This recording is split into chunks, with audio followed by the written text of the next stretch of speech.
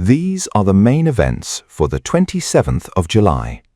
History is a tapestry of conflict, diplomacy, and societal shifts.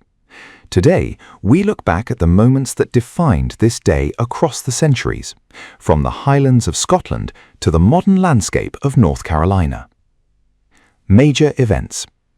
In 1689, the Battle of Killiecrankie took place during the First Jacobite Rising. Scottish and Irish Jacobite forces achieved a decisive victory, defeating the Williamite army in a fierce clash on Scottish soil. Moving to 1953, the Korean War effectively came to an end.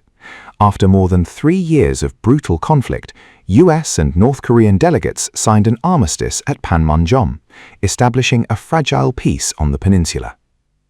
In 1955, the Austrian state treaty officially came into implementation.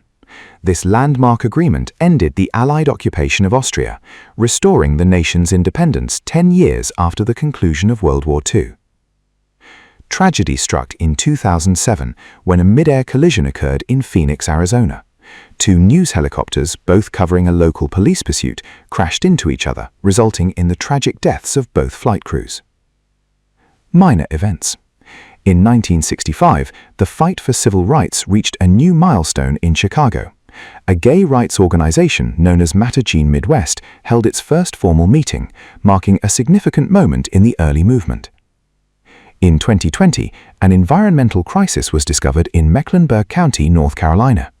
A major oil spill originating from the Colonial pipeline was identified, prompting a significant response to contain the damage. Every date holds its own place in the record of human history, from the end of wars to the beginning of social movements. July 27th reminds us how far we have come. Thank you for watching this look back at the past.